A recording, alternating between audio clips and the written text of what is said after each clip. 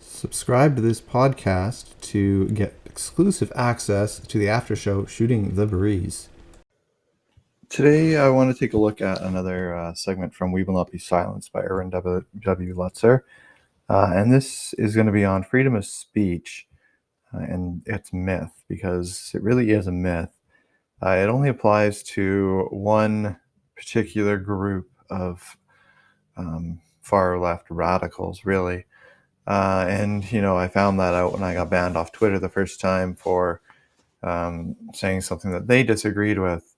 And thankfully, I was able to get unbanned, but that took a while. So really, we need to take a look at that and what it really is, and take a look at how it affects us as a church. Because as a church, right now, we don't have that freedom of speech that is supposed to be happening. And we kind of saw this with George Floyd, and with Black Lives Matter and Antifa. They could go out and they could say whatever they wanted, but as a church, if you said anything against it, you were going to be ostracized and attacked. So it didn't apply to everybody.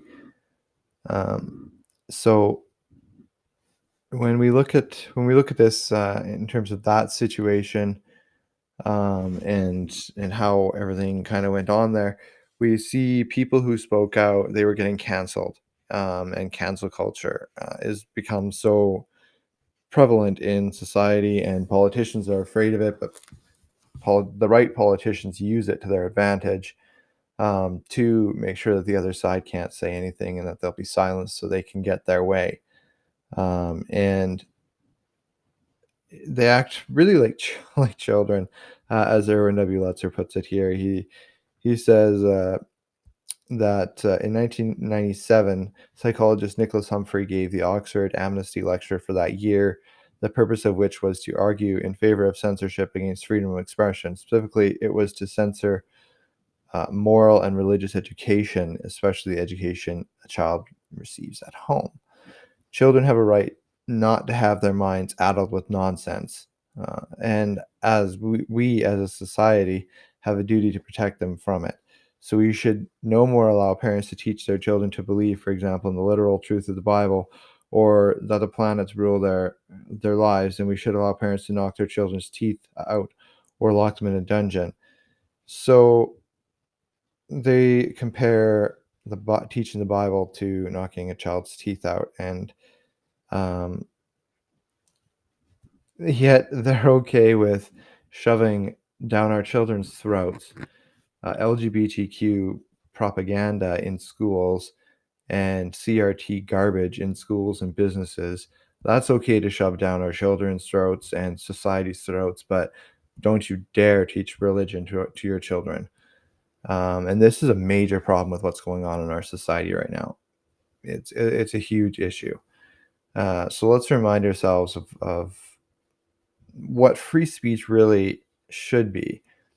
Um, it was a lengthy process, from the campus of University of California, during the 64-65 school year. Students protested an administrative ban prohibiting on-campus political activities and demanded that the university acknowledge their right to free speech. This movement was supported by the left-leaning social activists of the day and gave impetus to both civil rights and anti-war movements. And the Supreme Court gave their verdict on the National Socialist Party of America versus Village of Skokoke dispute by stating that neo-Nazis had a right to demonstrate and speak. And the free speech case is often taught and cited in constitutional law classes.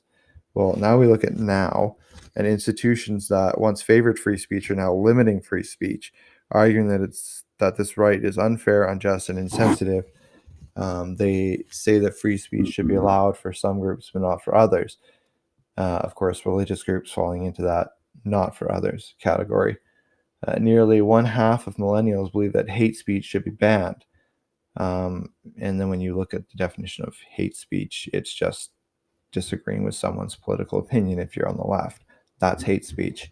You can't possibly speak against any other culture or gender, but if you speak out against men, or you speak out against white people, well, yeah, or Christianity, well, that's fine. That's not hate speech. Um, so yeah, they basically say if you can't beat them, ban them, and that is what we are seeing, is bans from so many people who are Christian speakers, and it's a major problem. We are seeing so much hatred spewed, and as Christians, we're to respond with love, but we also need to protect our Christian values and morals. So when we take a look at that, freedom of speech allows capitalists to stay in power, and therefore freedom of speech should not be tolerated, uh, because they want to push the Marxist agenda. And so capitalism is now suddenly bad.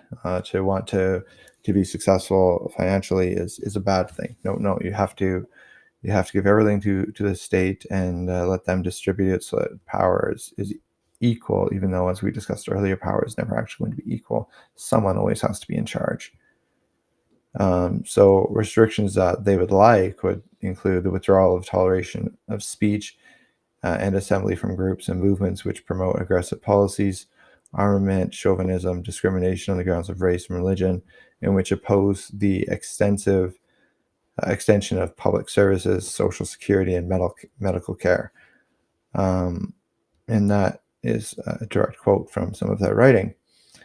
If you believe in patriotism and discrimination on the grounds of religion and race, you're not entitled to free speech to defend your views. However, if you speak out against Christianity or men or white people, as we discussed before, that is okay. That is not hate speech. You cannot be racist against a white person. Once Marxism is firmly in place, freedom may be restored, but some restrictions will continue. The restoration of freedom of thought after Marxism is firmly in place may necessitate new and rigid restrictions on teachings and practices in the educational institution, which, by their very methods and concepts, serve to enclose the mind within the established universe of discourse and behavior. Again, that is a quote from Marxism and what they are pushing. So we really need to just watch and be very cautious about what is going on, and not be afraid of the bans, as even if it does get you banned on Twitter, as I was banned. We still need to stand up for what we believe is right and just. That is what is important. Don't give up on our biblical values. Stand by them. And therefore, capitalists, to be denied freedom of speech, we can look at Tucker, with a hint of sarcasm, comments, given that he and his friends are part of a priesthood of truth, shouldn't they just be declared the winners and contrary views suppressed? After all, as Mark Hughes, which is part of the Marxism movement, suppression of regressive ones, policies and opinions, is a prerequisite for the strengthening of the progressive ones. So what about the liberalism and that champion for freedom? Yeah, we're seeing that flipped around now. How the left was champion for freedom of this, freedom of that, and now they're champions of shut up and listen to only what we say. And there's no discussing, which is a major problem. Having no discussion between these sides. So there's no compromise. There's no working together to try and actually make some improvements. No, it's the right has to shut up and the left has to speak. And so when we look at this, we see that repressive termites are everywhere in the academia, allowing only for progressive ideas. And just think of how difficult or even impossible it is to have a conservative speak at a university. So yeah, appears that Herbert Marcuse, part of Marxism, won the argument, and he used free speech to do it, and shutting down everybody else's free speech. Now, some forms of speech should be banned. There is some forms of hate speech that are definitely not appropriate and should not be allowed. So we do have to keep an eye on that to make sure that we're not falling into speaking hatefully instead of with love, as the Bible calls us to do, and Jesus calls us to do, is just to love our neighbors.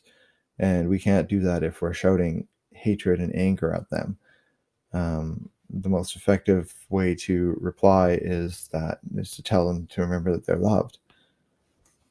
Because so often that just shuts them up, because they don't want love, they want hate. They want to make you appear to be a hateful bigot and a hateful person who just is not a right fit for society. But when we really look at it, they're the ones who are spewing hate, and they're the ones who are not allowing any freedom of speech or freedom of thought. They are wanting more to just shut you up and have you sit quiet. And I myself am not one to just sit quiet. I am one who will speak my mind. And I think that is something we need to do, but again, with caution and responding with love. Keep that in the forefront of our mind at all times. What Jesus has commanded us to love our neighbor, and that means respecting them, even if they are spewing hatred our way. So we're being told everyone's right to free speech should be curtailed so as not to offend anyone else. Offensive speech, no matter how politely or reasonably spoken, is to be shut down. Islam takes this to an extreme and represses free speech wherever it prevails. And they do this in every area where they have set up. They tend to just shut you down, and they are more than willing to kill you for being a Christian and viewing blaspheme against Islam. So no one knows more about the intolerance of Islam than Salman Rushdie, the novelist who was put under a fatwa, that is a Muslim sentence to death. As I was speaking, they will kill you. His crime was writing about what are called the satanic verses found in the Quran. 10 years after the fatwa was announced, it was lifted, but to this day, Rushdie shows up in public with a heavy guard. So he and Rushdie had said the idea that any kind of free society can be constructed in which people will never be offended or insulted is absurd. That's right. No matter what you say, it's going to offend somebody. Somebody is going to not like what you have to say. So a fundamental decision needs to be made. Do we want to live in a free society or not? Democracy is not a tea party where people sit around making polite conversations. In democracies, people get extremely upset with each other. And we see that in our parliament in Canada or in the US, in the Senate. We see that all the time with heated debates, heated arguments. So, yeah, definitely. And people do get offended. To me, politicians are more children-like than anything, oftentimes, in terms of the way they deal with things. So you don't believe in free speech unless you give others the right to offend you by what they say. So the arguments for free speech go back to the Reformation, when Martin Luther stood against some 1,000 years of church control and asserted his right to disagree with popes and councils. The biblical doctrine of the priesthood of the believer opened the door to freedom of conscience and expression. These ideas were expanded in the Enlightenment. Men like John Locke argued that reason is essential for knowing reality and is part of who we are as individuals. The freedom to think, interact, criticize, discuss issues is essential for the common good. And again, they don't want discussion. Free speech is the basis for our other freedoms. Clearly, the radical left despises liberty.